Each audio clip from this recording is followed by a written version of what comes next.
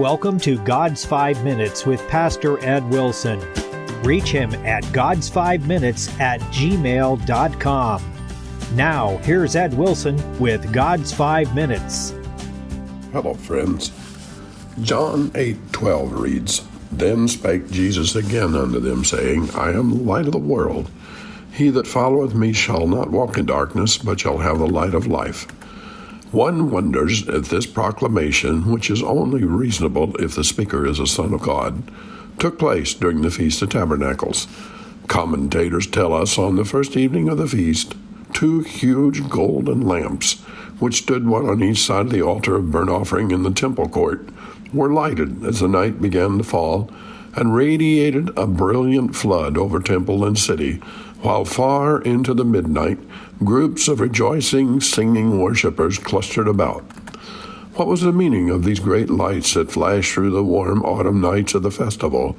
All the parts of the feast were intended to recall some feature of the 40 years' wanderings in the wilderness. The lights by the altar were memorials of the pillar of cloud by day and of the fire by night.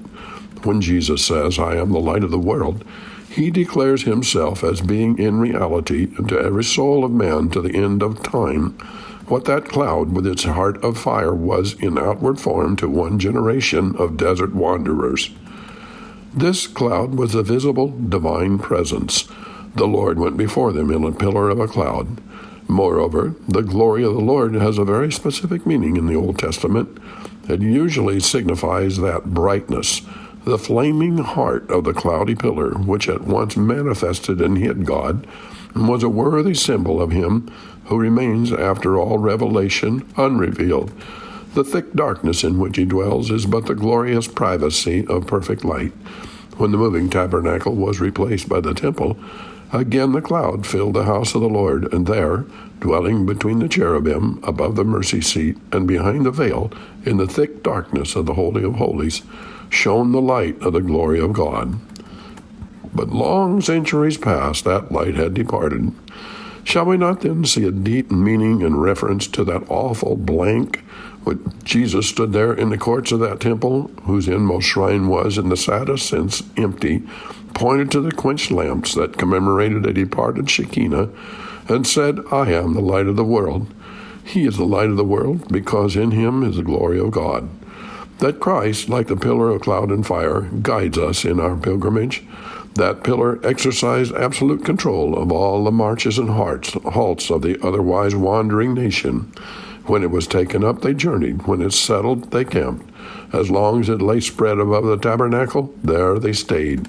Impatient eyes might look and impatient spirits chafe. No matter. The camp might be pitched in a desolate place, away from wells and palm trees, away from shade, among fiery serpents and open to fierce foes. No matter. As long as the pillar was motionless, no man stirred. Weary, slow days might pass in this compulsory inactivity, but whether it were 2 days or a month or a year that the cloud tarried upon the tabernacle, the children of Israel journeyed not.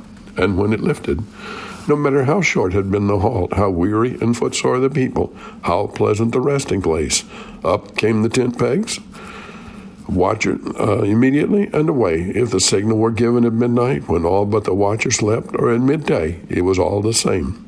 There was a true commander of their march. It was not Moses, but that stately, solemn pillar that floated before them. How they must have watched for the gathering up of its folds as they lay softly stretched along the tabernacle roof, and for its sinking down and spreading itself out like a misty hand of blessing as it sailed in the van. I am the light of the world. We, you and I, have in him a better guide through worse perplexities than theirs. By his Spirit within us, by an all-sufficient and perfect example of his life, by the word of his gospel, and by the many indications of his providence, Jesus is our guide. How gentle and loving that guidance is. Have you talked to him today? You have been listening to God's 5 Minutes with Pastor Ed Wilson. Reach him by email at GodsFiveMinutes@gmail.com. Tune in next time to hear more encouraging thoughts from God's Word on God's 5 Minutes with Pastor Ed Wilson.